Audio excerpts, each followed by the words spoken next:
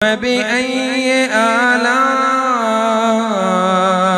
ربكما تكذبان فأما الذين آمنوا وعملوا الصالحات، وہ لوگ جو ایمان لائے اور نیک اعمال کرتے رہے، جو ایمان لائے اور نیک یعنی کہ آپ برے اعمال کرتے رہے، جو نیک اعمال کرتے رہے، ایمان و عمل کی زندگی گزاری، فَيُدْخِلُهُمْ رَبُّهُمْ فِي رَحْمَتِهِ، تو ان کا رب انہیں اپنی رحمت میں داخل کرے گا، انہیں اللہ تعالیٰ کی رحمت کا حصہ ملے گا، جنت میں جائیں گے، اللہ کی نعمتیں حاصل کریں گے۔ ذَلِكَ هُوَ الْفَوْزُ الْمُبِينُ، یہ کھلی کھلی کامیابی ہے۔ کامیابی کیا ہے؟ کہ دنیا میں انسان کی زندگی میں ایمان اور عمل صالح ہو اور آخرت میں وہ اللہ تعالیٰ کی رحمت اور جنت کا حقدار بنے۔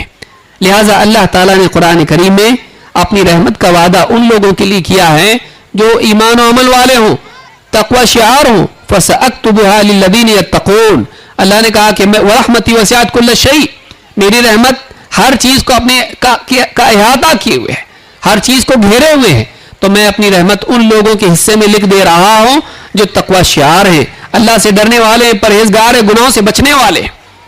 یہ نہیں کہا کہ میں اپنی رحمت ان لوگوں کے لیے لکھ رہا ہوں جو جی چاہے وہ گناہ کریں اور اللہ سے امیدیں باندھ لیں، اللہ نے ایسا نہیں کہا۔ اللہ کو غصہ آتا ہے جب بندہ اللہ کی حرام کام کا ارتکاب کرتا ہے، اللہ خوش نہیں ہوتا اس بندے سے جو حرام کرے۔ آپ خوش ہوتے ہیں آپ کی اولاد، آپ کا خادم، آپ کا غلام آپ کا حکم ہے اور آپ اس کے ساتھ نرمی کا معاملہ کریں اور وہ آپ کی نافرمانی اس وجہ سے کریں کہ آپ نرم ہیں، آپ رحم کرنے والے ہیں، اس کو بنیاد بنا کر وہ اس کو عادت بنا لیں کہ آپ کی نافرمانی کریں، آپ پسند کریں گے اس کو۔ اور آپ کہیں کیوں میری بات نہیں مانتا، کہ آپ بہت رحم والے ہیں، آپ پسند کریں گے اس بات کو۔ آپ سوچیں اللہ رب العالمین اس سے کئی زیادہ حقدار ہے اس چیز کا کہ اللہ کی فرما برداری کی جائے، ورنہ اللہ کے سارے نبی ہم کو یہ سکھاتے خوب گناہ کرو، اللہ سے امید رکھو، کیونکہ اللہ غفور رحیم ہے۔ کیوں سکھایا اللہ کے نبی صلی اللہ علیہ وسلم نے؟ کیوں تقوی کی آیات نازل ہوئی؟ شروع قرآن میں بتا دیا گیا ذَلِكَ الْكِتَابُ لَا رَيْبَ فِيهِ هُدًى لِّلْمُتَّقِينَ، یہ کتاب ان لوگوں کے لیے ہدایت ہے جو تقوی شعار ہیں، گناہوں سے بچنے والے لوگ ہیں، اللہ کی نافرمانی سے بچنے والے لوگ ہیں۔ لہٰذا ایک انسان کا گناہ پر گناہ کیے جانا اور اللہ تعالیٰ کی رحمت سے امید رکھنا اچھی چیز نہیں ہے۔ ہاں ماضی کے گناہوں کے لیے ایک انسان امید رکھے یہ سمجھ میں آتا ہے، لیکن گناہ کرتے ہوئے ایک انسان اللہ سے امید رکھے اچھی بات نہیں ہے، اس کو گناہ کو ترک کرنا چاہیے۔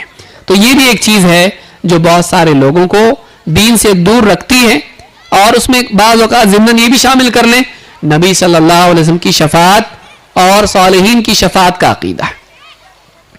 شراب پیے گا، جوا کھیلے گا، ریس کے گھوڑوں کے نمبر لگائے گا، سب کچھ کرے گا، لیکن پھر کیا ہے؟ اللہ والوں کی شفاعت کے ذریعے سے، رسول اکرم صلی اللہ علیہ وسلم کی شفاعت کے ذریعے سے ہم جنت میں چلے جائیں گے۔ بھائی کتنے بھی گناہ گار کیوں نہ ہو، عاشق رسول ہیں، اللہ کے رسولوں سے محبت رکھتے ہیں، اللہ والوں سے محبت رکھتے ہیں، تو ہم کو وہ لوگ اپنے ساتھ سفارش کر کے جنت میں لے جائیں گے، بلکہ قبر میں بھی آئیں گے، منکر نکیر کو مار کے بھگائیں گے۔ بعض اوقات آدمی اولیاء سے محبت، نبی صلی اللہ علیہ وسلم سے محبت کو بنیاد بنا کر اور آپ صلی اللہ علیہ وسلم کی اور اولیاء کی صالحین کی شفاعت کو بنیاد بنا کر پھر آزاد ہو جاتا ہے کہ بس چادر چڑھا دو، نبی صلی اللہ علیہ وسلم پر درود پڑھ لو یا انگوٹھے چوم لو، بس کافی ہے، نبی کی محبت میں کچھ کر لو، جلوس میں چلے جاؤ یا نبی صلی اللہ علیہ وسلم پر کچھ درود پڑھ لو، کافی ہے، زندگی چاہے کتنی غلط کیوں نہ گزارو۔ کیا اللہ کے نبی یہ سکھا کے گئے؟ کیا اللہ کے نبی نے یہ دین ہم کو دیا ہے، یہ زندگی گزارنے کا طریقہ دیا ہے؟ اگر ایسا ہوتا تو سارے صحابہ ایسا کرتے۔ اتنا آسان معاملہ کہ دنیا کی بھی لذت لے لو آخرت کی بھی، کیوں نہیں؟ پھر کیوں تقوی شعار بنے رہے؟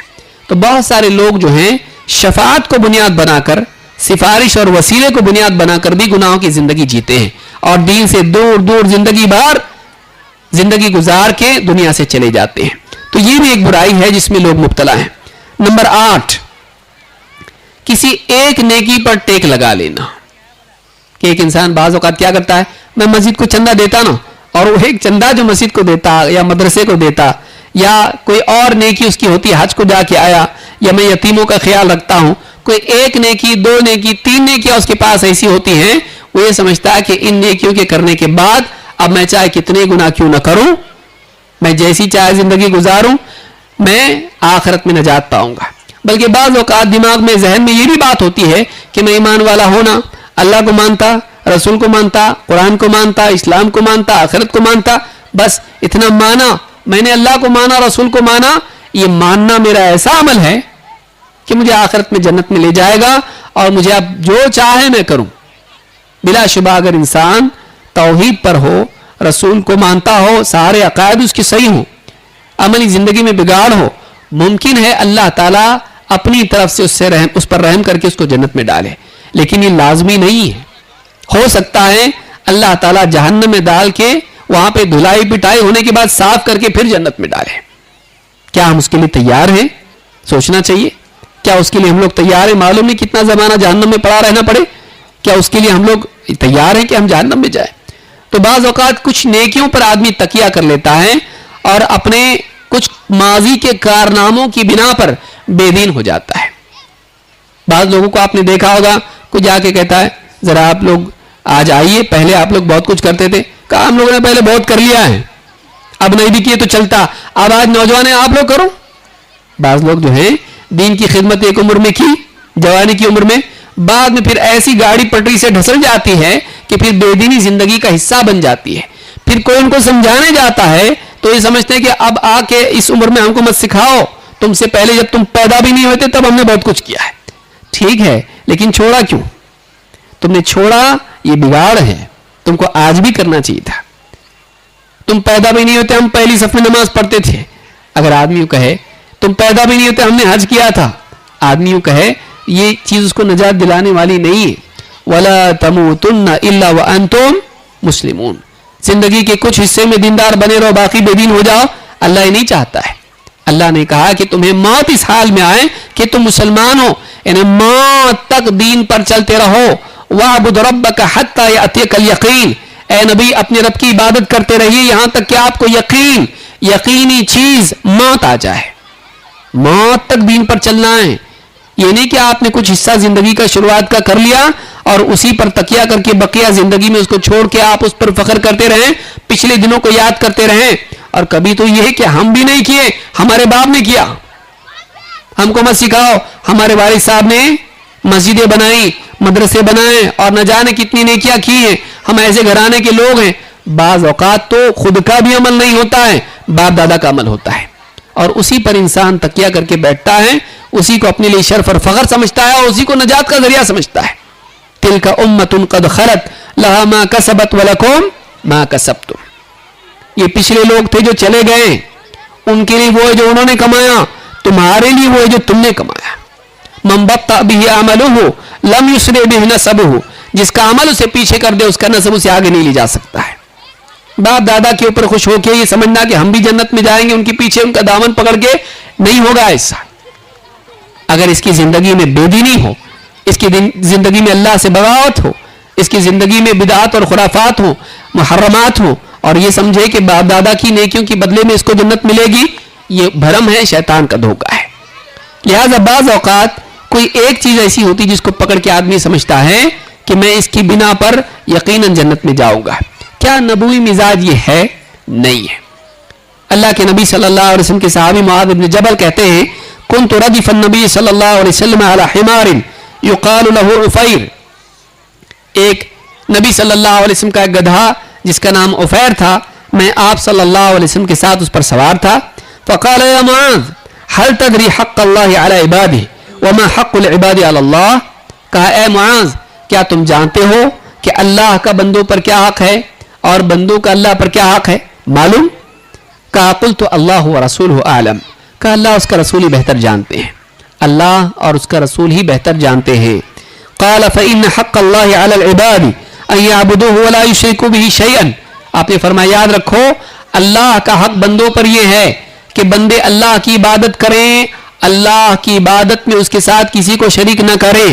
وحق العباد علی اللہ وحق العباد علی اللہ اللہ يعذب من لا یشرک بہ شیئا، اور بندوں کا اللہ پر حق یہ ہے کہ جو بندے اللہ کے ساتھ شریک نہ کریں اللہ تعالیٰ انہیں دائمی عذاب نہ دے، اللہ تعالیٰ انہیں عذاب نہ دے. ہمیشہ ہمیشہ جہنم میں نہیں رہیں گے, ایک نہ ایک دن نکالے جائیں گے اگر گئے بھی تو یہاں پر کیا کہا. اب اس کے بعد دیکھیے صحابی نے کہا فقلت یا رسول اللہ افلا ابشر به الناس, کہ اللہ کے رسول کیا یہ خوشخبری, یہ فضیلت والی حدیث کہ ایک انسان اللہ کے ساتھ شرک نہ کرے تو وہ جہنم میں نہیں جائے گا, کیا یہ خوشخبری میں لوگوں کو نہ سناؤں. افلا ابشر به الناس, آپ نے فرمایا لا تبشرهم فیتکلوا, انہیں خوشخبری مت سناؤ, وہ اسی پر ٹیک لگا کے بیٹھ جائیں گے, وہ اسی پر تکیہ کر لیں گے, اسی پر اپنے آپ کو جما لیں گے اس امید میں کہ توحید کافی ہے, اللہ کی توحید کافی ہے, زندگی میں کمزوری بھی ہو تو چل جائے گا, کہیں ان کے ذہن میں یہ نہ آ جائے. تو کہا کہ لا تبشرهم فیتکلوا, اور ایک روایت میں ہے لا انی اخاف ان یتکلوا, نہیں مجھے ڈر ہے کہ کہیں وہ اسی پر تکیہ نہ کر لیں, مت بتاؤ ان کو. حضرت معاذ نے موت کے وقت یہ حدیث بتائی اس ڈر سے کہ کہیں علم کے چھپانے کے گناہ کے مرتکب نہ ہو جائیں. اس حدیث کو امام البخاری مسلم دونوں نے روایت کیا ہے. معلوم ہے کہ نبی صلی اللہ علیہ وسلم کیا چاہتے تھے کہ بعض اعمال کی, ایمان کی یا کچھ نیکیوں کی فضیلت کی بنا پر آدمی عمل میں کمزور نہ ہو جائے, یہ نبوی چاہت ہے. اللہ کے رسول صلی اللہ علیہ وسلم کی چاہت یہ تھی. لیکن اس کے برعکس بہت سارے مسلمانوں کو آپ دیکھیے, کچھ نیکیاں کر لی, اس بھرم میں مبتلا ہو جاتے ہیں کہ میں نے کچھ عمل ایسا کر لیا ہے کہ اب اس کے بعد کتنا ہی گناہ کیوں نہ کروں میں جنت میں چلا جاؤں گا. ایسا نہیں ہے. جو اللہ ایک بلی کی وجہ سے ایک عورت کو جہنم میں ڈال سکتا ہے, اور ایک کتے کی پانی پلانے کی وجہ سے وہ ایک عورت کو جنت میں ڈال سکتا ہے, اس کی مغفرت کر سکتا ہے. اللہ تعالیٰ جو چاہے کرتا ہے. وہ چاہے تو ایک نیکی کی بنا پر مغفرت کر دے, اور وہ چاہے تو ایک گناہ کی بنا پر سزا دے دے. اللہ تعالیٰ اب ہمارے حق میں کیا فیصلہ کرے گا ہم کو معلوم. تو ہمارا دل ڈر والا ہونا چاہیے. دنیا کے معاملے میں تو ہم ڈر والے ہیں, ہر چیز میں ڈرتے ہیں کہ اگر ایسا نہیں ہوا تو. کوئی آدمی کہے بھائی چلو کوئی مسئلہ نہیں, اتنا جلدی کرنے کی ضرورت کیا ہے, ٹرین مل جائے گی, نہیں چھوٹ گئی تو اس لیے وقت سے پہلے پہنچو, وہاں برابر وقت سے پہلے پہنچے گا. انسان کو دنیا کے معاملات میں ڈر ہوتا ہے اس لیے سارے احتیاط کرتا ہے, لیکن دین کے معاملے میں سارے احتیاط چھوڑ کے آزاد ہونا پسند کرتا ہے, اور یہ سمجھتا ہے اس کو دھوکہ یہ ہوتا ہے شیطان کی طرف سے, نہیں ایسا نہیں ہوگا, کچھ نقصان نہیں ہوگا. دنیا کے معاملے میں ڈرتا ہے. کوئی آدمی بول دے بھائی دیکھو شاید, پکا نہیں, کل سارے پیٹرول پمپ بند رہنے والے ہیں, پکا نہیں لیکن سنا ہے, اڑتی اڑتی خبر آئی ہے, کیا کرتا ایسا کل تو مجھ کو جانا ہے سفر میں, تو جا کے رات ہی میں پیٹرول بھر کے گاڑی ریڈی رکھتا ہے. بولے ہم پکا نہیں ہے, آپ اتنا کیوں احتیاط کیا؟ بولے بند رہا تو اگر خبر صحیح نکلی تو آدمی دنیا کے معاملے میں احتیاط کرتا ہے, لیکن دین کے معاملے میں ہو سکتا ہے کھلا رہے, دنیا کے معاملے میں نہیں. کتنی افسوس کی بات ہے کہ جس میں احتیاط کرنا چاہیے اس میں لاپرواہی, اور جس میں لاپرواہی کر سکتا ہے اتنا بڑا نقصان نہیں ہے, اس میں ایسا احتیاط کہ کوئی جیسے کوئی جنت جہنم کا معاملہ ہو. یہ ہماری بے دینی کی علامت بھی ہے اور بے دینی کا سبب بھی ہے. تو یہ حدیث بتاتی ہے کہ اللہ کے نبی صلی اللہ علیہ وسلم اس بات کو پسند نہیں کرتے تھے کہ انسان کسی ایک چیز پر تکیہ کر کے بے دینی کو زندگی میں آنے کا راستہ ہموار کرے. نمبر 9, دین سے دوری کی ایک وجہ دنیا کی پریشانیاں بھی ہوتی ہیں. دنیا میں مصیبتیں آ جاتی ہیں, فقر و فاقہ آیا, کل تک تقوی والا تھا, اب سوچ رہا ہے کیوں میرے ساتھ ایسا ہو رہا, دین پہ چل کے بھی ایسا, تو ایک کام کرتے ہیں جانے دو, حرام میں چلے جاتے ہیں. کیا فائدہ دین پہ چل کے, رزق میں برکت ہی نہیں ہو رہی بلکہ تنگی آ رہی, تو جانے دو, حرام میں چلے جاتے ہیں. کتنے لوگ حرام میں چلے جاتے ہیں, سود میں, جوئے میں, چوری میں, خیانت میں, غبن میں چلے جاتے ہیں تکلیفوں کی وجہ سے. بیوی بچوں کو کیا کھلاؤں, ان کو بھوکا نہیں دیکھ سکتا ہے لیکن حرام کھاتے ہوئے دیکھ سکتا ہے. ان کو بھوکا نہیں دیکھ سکتا ہے لیکن حرام کھاتے ہوئے دیکھ سکتا ہے. بعض لوگوں کا مزاج یہ ہوتا ہے کہ ان کے نزدیک آخرت کی تکلیف سے بڑھ کے دنیا کی تکلیف ہوتی ہے. اللہ تعالیٰ قرآن کریم میں فرماتا ہے وَمِنَ النَّاسِ مَن يَعْبُدُ اللَّهَ عَلَى حَرْفٍ, بعض لوگوں میں سے بعض ایسے بھی ہیں جو کنارے رہ کر اللہ تعالیٰ کی بندگی اختیار کرتے ہیں. فَإِنْ أَصَابَهُ خَيْرٌ يَطْمَئَنَّ بِهِ, جب اچھے حالات ان پر آتے ہیں, خیر کی چیزیں ان کے ساتھ اچھی چیزیں ہوتی ہیں, مطمئن رہتے ہیں, خوش رہتے ہیں. وَإِنْ أَصَابَتْهُ فِتْنَةٌ انقلب عَلَى وَجْهِهِ, اور اگر ان پر مصیبت آتی ہے, آزمائش آتی ہے, تو پیٹ پھیر کے نکل جاتے ہیں, منہ موڑ لیتے ہیں حق کے راستے سے. انقلب علی وجہہ, منہ پھیر کے چل دیتے ہیں, حق کے راستے کو چھوڑ دیتے ہیں, گمراہی کے راستے پر نکل جاتے ہیں, حق سے دور ہو جاتے ہیں. خسر الدنیا والآخرہ ذالک هو الخسران المبین. اللہ فرماتا ہے یہ دنیا اور آخرت کا خسارہ ہے, یہ دنیا آخرت کا گھاٹا ہے. دنیا میں بھی فیل, آخرت میں بھی فیل. دین سے محرومی فیل, جنت سے محرومی فیل, دونوں اعتبار سے فیل ہے. ذالک هو الخسران المبین, یہ کھلا کھلا خسارہ ہے کہ انسان دونوں جگہ فیل ہو جائے. دنیا میں چاہے لوگوں کے حساب سے کتنا ہی پاس کیوں نہ ہو, جو اللہ کے ہاں فیل تو فیل, ختم. جس کو اللہ فیل بول دے وہ فیل ہے, چاہے ساری دنیا اس کو پاس بولے, کیونکہ اصل فیصلہ کرنے والا اللہ ہے. اصل مالک یوم الدین الیس اللہ بأحکم الحاکمین, اصل فیصلہ کرنے والا اللہ ہے, چاہے دنیا کا معاملہ ہو آخرت کا معاملہ ہو. تو بعض لوگوں کا حال کیا ہوتا ہے, اچھے حالات آئیں, ھذا من فضل ربی ما شاء اللہ تبارک اللہ, لیکن تکلیف کے حالات آئیں, پاؤں پھسل جاتا ہے. جاب ڈھونڈا ڈھونڈا ڈھونڈا, داڑھی کی وجہ سے نہیں ملا, کاٹ دی, گیا. حرام حلال, ایک بار جب انسان کا دل اس کے اندر ایک چھید پیدا ہو جاتا ہے اور وہ دنیا کے لیے دین کو ترک کر دیتا ہے, پھر ایک کیا 100 چیزیں اس کے لیے آسان ہو جاتی ہیں. تو دنیا کی مصیبت کی وجہ سے انسان بے دین ہو جاتا ہے. اولاد بیمار ہیں, یہ ڈاکٹر وہ ڈاکٹر وہ ڈاکٹر, نہیں ہو رہا علاج. نانی اماں دادی اماں, ہاں ساس باپ بھائی کوئی فلانا رشتہ دار, تو فلانی درگاہ پہ چلو, فلانے بابا کے پاس چلو, ایک بار ٹرائی کر کے دیکھ لو, اس کا گناہ ہمارے اوپر. آدمی کیا کرتا ہے, بیوی بولتی دیکھو بچہ ہے, بچے کی جان کا معاملہ ہے بھائی, بچے کی جان کا معاملہ ہے, سوچو. اب آدمی کیا ہوتا ہے, ہتھیار ڈال دیتا ہے, توحید توحید. لیکن بعض اوقات حالات انسان کو کیا کرتے ہیں, بابا کے پاس گیا, یہ مرغا کاٹو, یہ لیمو رکھو, ایسا کرو, ہلدی ڈالو, پھر سوچتے سوچتے کرتا, نہیں نہیں استغفر اللہ بولتے بولتے کرتا ہے, لیکن وہ سب کچھ استغفر اللہ بولتے بولتے شراب پی سکتے ہیں. یہ تو اور بھی اہانت ہے دین کی, کہ اللہ کا نام لیتے ہوئے حرام کام کر رہا آدمی. تو بعض اوقات دنیا کی مصیبتیں انسان کو حرام کی طرف, گناہ کی طرف, بے دینی کی طرف لے جاتی ہے. آدمی دین چھوڑ کے گناہ کے راستے پر نکل جاتا ہے. تو یہ بھی ایک بہت بڑا مسئلہ انسان کے لیے ہے کہ دنیا کی مصیبتیں انسان کو دین سے دور لے جاتی ہیں. نمبر 10, دنیا پرستی, مال کی محبت. مال و جائیداد کی محبت انسان کو دین سے دور کر دیتی ہے. اللہ کے نبی صلی اللہ علیہ وسلم نے فرمایا, ان لکل امت فتنہ وان فتنۃ امتی المال. ہر امت کے لیے ایک فتنہ ہوتا ہے, ہر امت کے لیے گمراہی کا ایک ذریعہ ہوتا ہے, ہر امت کے لیے ایک آزمائش ہوتی ہے, اور میری امت کی آزمائش جس میں بہت سارے لوگ فیل ہوں گے وہ کیا ہے, مال, پراپرٹی, جائیداد, روپیہ پیسہ. دیکھیے کتنے لوگ ہیں, جائیداد ہے, بہنوں کی جائیداد کھا جاتے. کتنے لوگ ہیں زمین ادھر سے ادھر دوسرے کی ہتھیا لیتے, ذرا طاقت ہے, پولیس میں پہچان ہے, سیاست داں دوست ہیں, دوسرے کی زمین ہڑپ لی.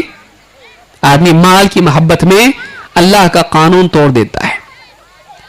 کتنے لوگ ہیں جو مال کی محبت میں دین بیچ دیتے ہیں. اللہ کے نبی صلی اللہ علیہ وسلم فرماتے ہیں, بادروا بالاعمال فتنا کقطع اللیل المظلم. نیک اعمال میں جلدی کرو, فتنوں کے آنے سے پہلے.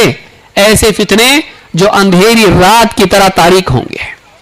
اندھیری رات جس میں انسان کو سوچتا نہیں ہے کہ راستہ کون سا ہے اور گڑھا کہاں ہے, کھائی کہاں ہے اور راستہ کہاں ہے. بعض اوقات پھسلنے کے اور گڑھے میں جانے کے امکانات ہوتے ہیں اندھیرے کی وجہ سے. ایسی فتنے آئیں گے جن کی وجہ سے انسان گڑھوں میں گر جائے گا, گمراہی کے, ہلاکت کے. بادروا بالاعمال فتنا, فتنوں کے آنے سے پہلے نیک اعمال میں جلدی کرو. ایسے فتنے کقطع اللیل المظلم, اندھیری رات کی طرح تاریک ہوں گے.